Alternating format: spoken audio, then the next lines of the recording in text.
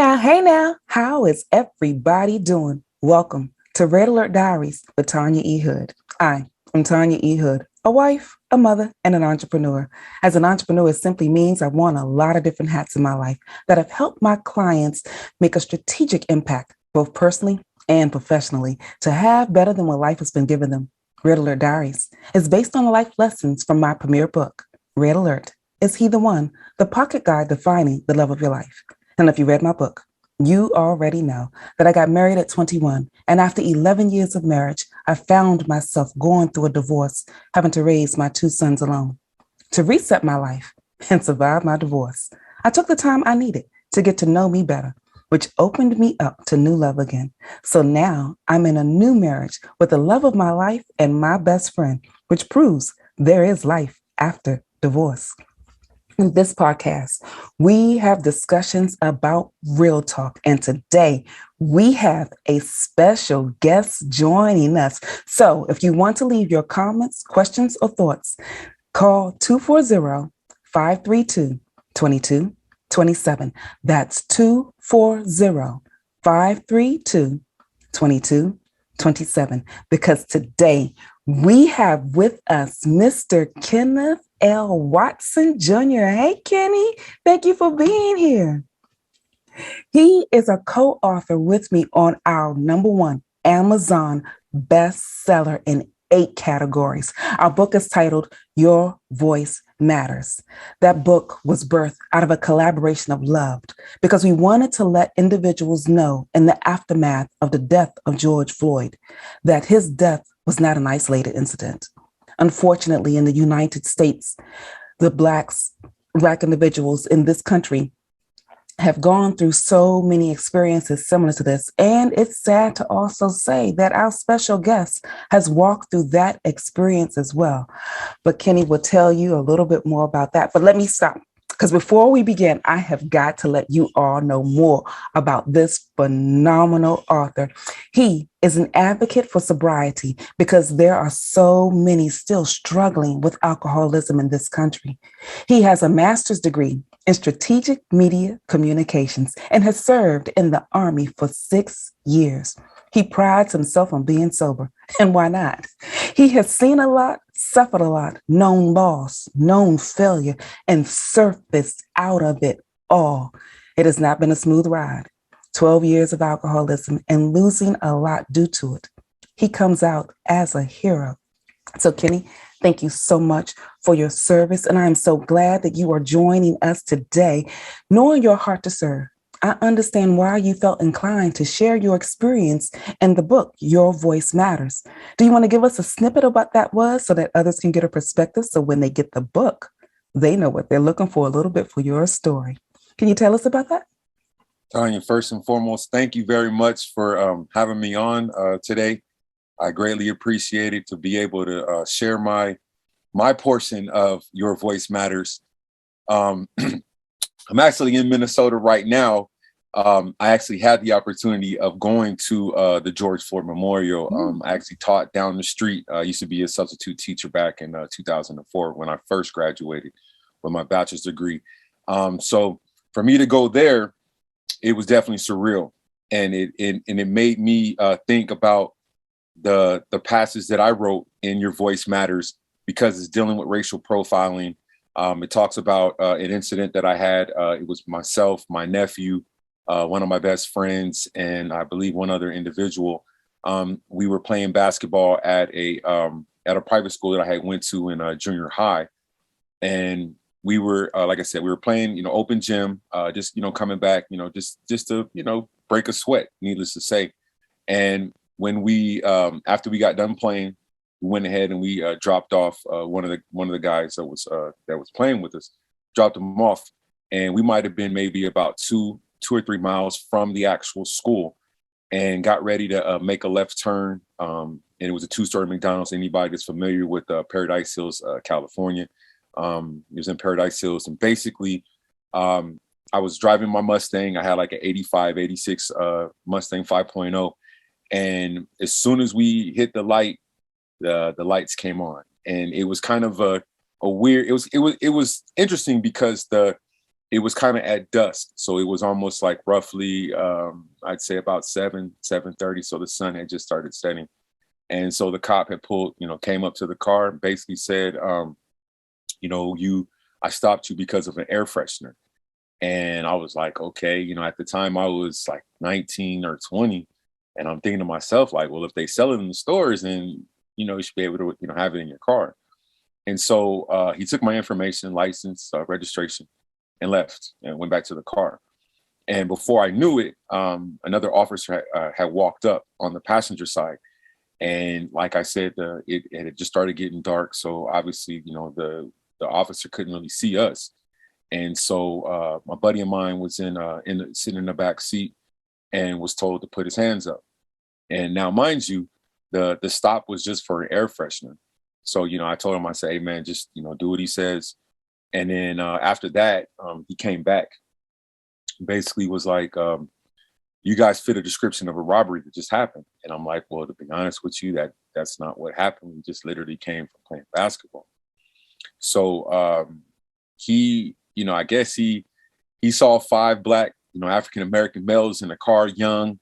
And I guess, he thought that it would be, I guess, okay to pull us over and see. So it went from an air freshener to a robbery. And after we had the encounter, it probably lasted about 20, 25 minutes. We all were pretty nervous because of the fact that, like, anything could have happened.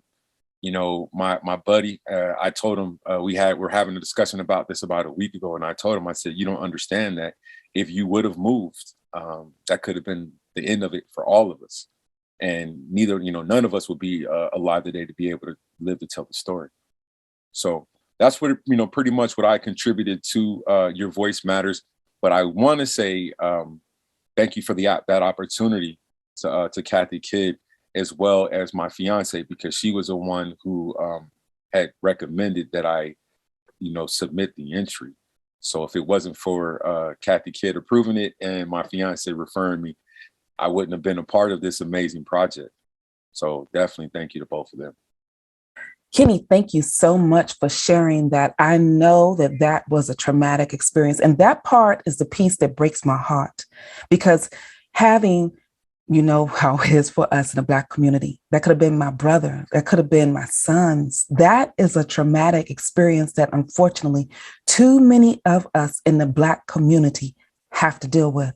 So I commend you for at that age and that time. Still, it was years ago, but it's still stuff that's happening today.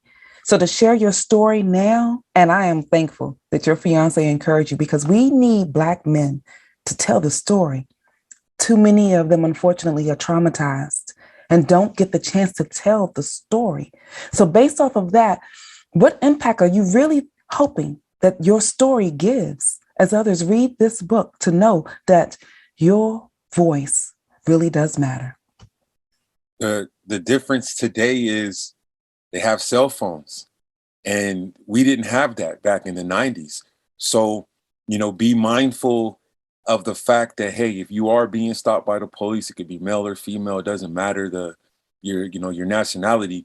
Just make sure that you're prepared to record it, because just in case if you are, you get cited, or if you are arrested or anything, that you have the record of the conversation. Because like I said, back then we didn't have that. We didn't have, oh, let me hit record real quick and see, like, okay, we can use it in the court of law. It was like my word against theirs, and usually their word worked. And as I mentioned too before, I literally have experienced racial profiling not only in San Diego but here in Minnesota as well, in St. Paul and St. Cloud, where I went to college at. So it's one of those things where it's something that goes on, and I don't know why. It's just people that look like us that seem to like get stopped a lot more. But I just wanted, to be as informative about it as possible, to know like the things that you don't want to do when you're stopped by the police, and always remain cool, because they're almost looking for a reason to put you in the back of that police car. It's sad but true. And so thank you so much for sharing that element. And for those of you, you have got to go to Amazon and get our #1 bestseller. And It's a bestseller internationally as well now. So Okay. go there, get it. You can get hard copies as well as getting it in a PDF. But let me transition a little bit because you have a whole lot more that you have been sharing. I shared earlier part of your story is a sobriety that you have. Commend you for that. You have authored more than just this book. Can you tell us a little bit more about that? Yes, I have a book out now. It's called 12 Faces of Sober. I actually have it right here, if you can see it. Um, it's been out. I released it August, well, it was July 31st of 2020. Basically, it's about the 12 years that I battled with alcoholism. Over initially, it was supposed to be the first 12 months of my sobriety, but I just hit 5 years, November 15th of 2021, so just last week. So I definitely fortunate to be able to tell the story and share it because, as I mentioned, as I navigate through this social media world in the sobriety, it's not a lot of people that look like me. It's not a lot of Black males that's speaking openly about sobriety. And I just felt like I needed to share the story.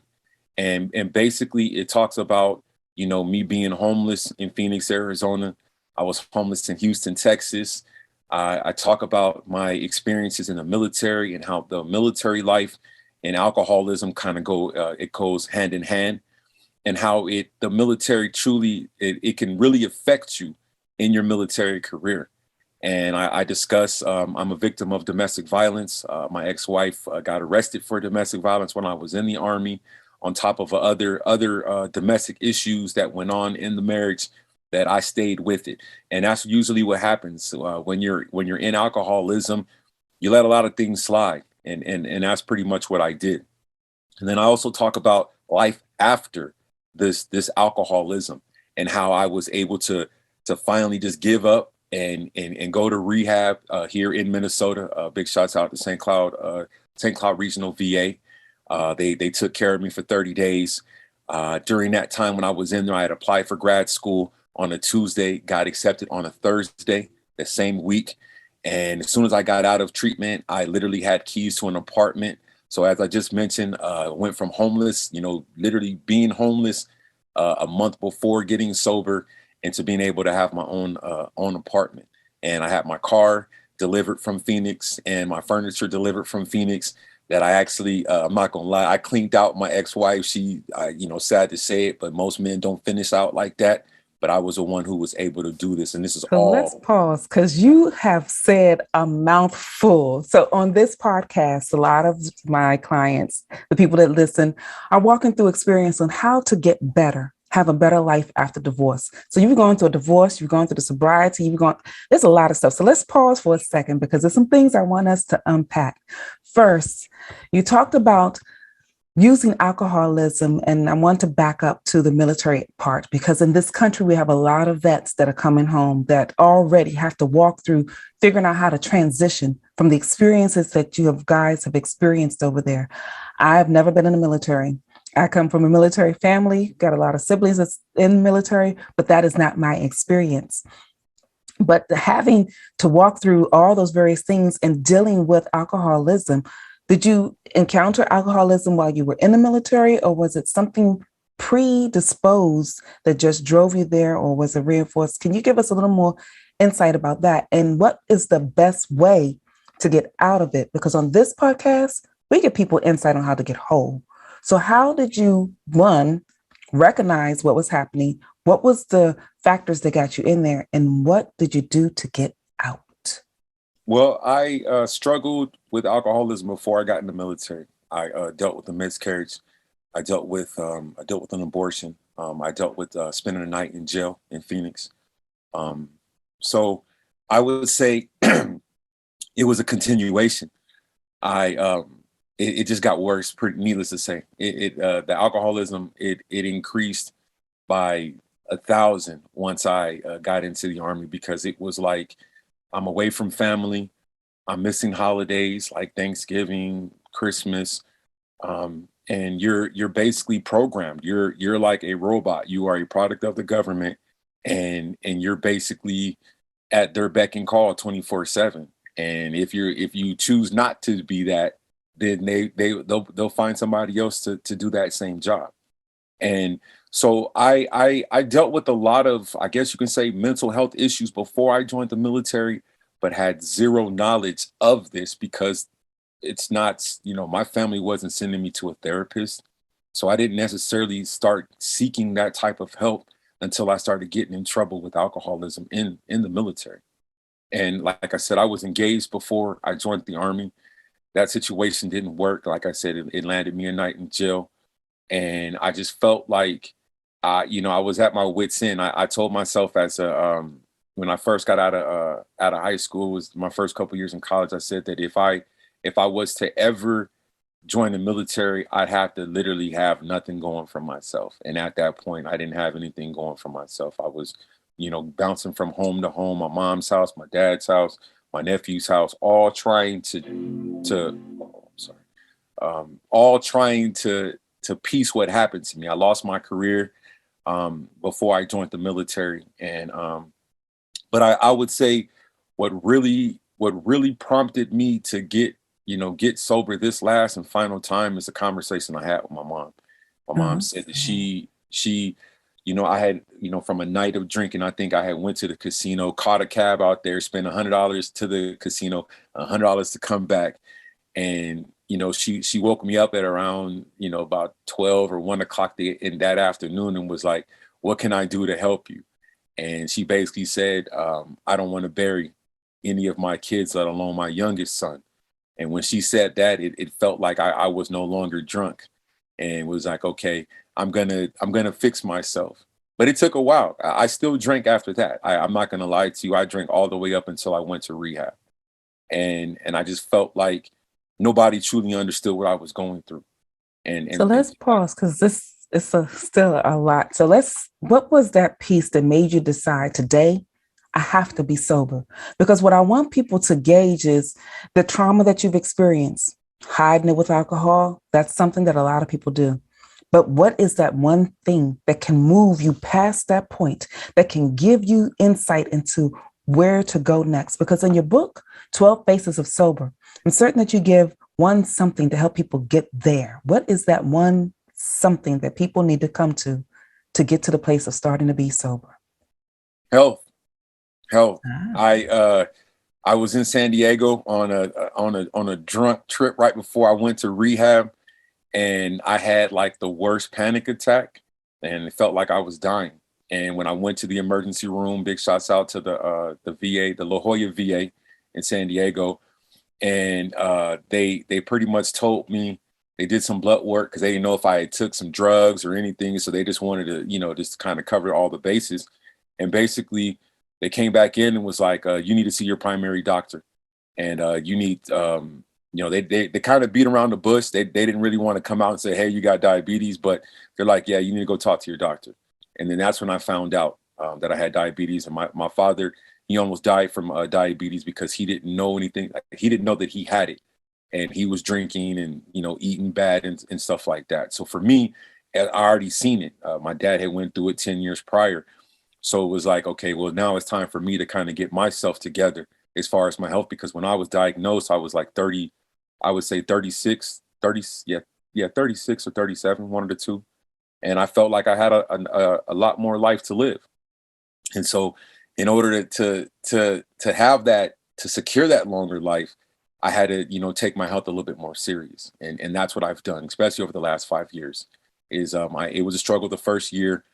I was still shaking the alcohol weight, but eventually to where I'm at now, I'm 42 and I'm weighing how much I weighed in high school, which is about 45 pounds less than what I was when I finally stopped drinking. So definitely health, changing my diet, changing my activities, doing more, getting outside. I can't do that here in Minnesota because it's cold, but definitely getting out and getting in touch with nature.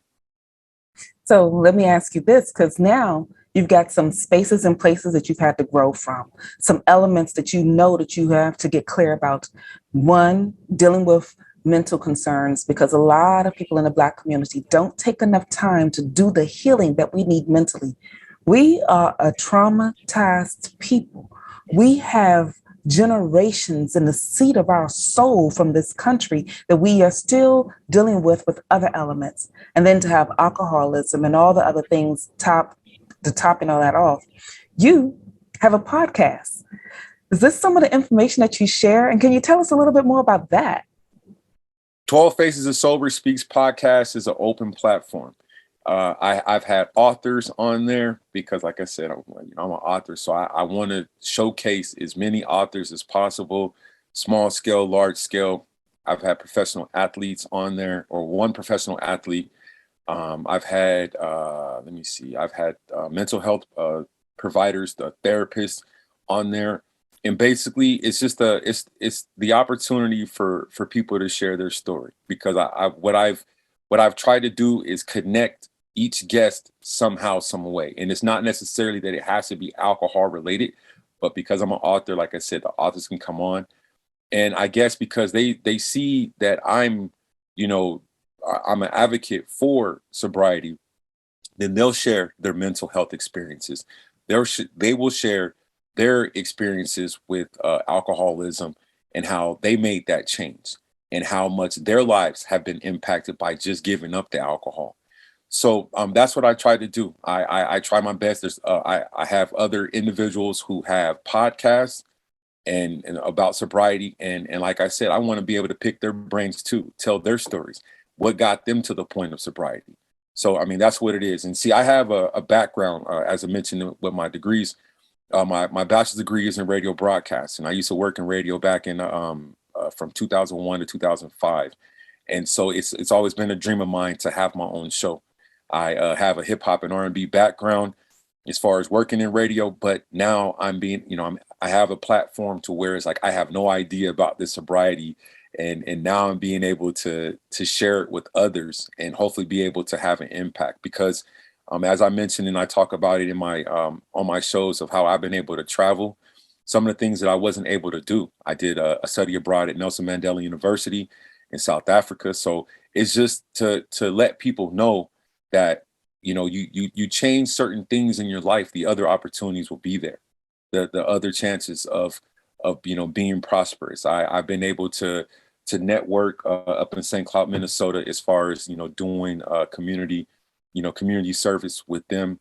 And like I said, I got both of my degrees from St. Cloud State University, so it was good to go back and basically give back to this community that I had already spent 2 years working on my undergrad. So, but yeah, the podcast is kind of open. I have some pre questions that I usually have, and then I'll go over it with them, but then I have like maybe 2 or 3 that'll just completely throw them off because it's not about the topic. So, but yeah, it's definitely good. I've been doing it now. I would say roughly about a year. It'll be a year, I think, in December. So I'm happy for it. I'm always looking for guests. Anybody who wants to share their story, PTSD, any other mental health, What day anxiety, does it depression. come out? Huh? You didn't share that. What day does your podcast Oh, come out? well, see, like how I've been doing it, because like I said, right now I'm in transition of moving. I'm getting ready to have a house built in Georgia, so like that's why I'm here in Minnesota. But at first, I was doing it like twice a week, Tuesdays and Thursdays. And but like I said, with football season, I had to cancel the Thursdays. So right now, I actually just working. I'm working on getting back onto it as far as picking up a more steady routine. And so usually what I'm gonna try to do is have it like twice a week. I have roughly 35 episodes already in the books.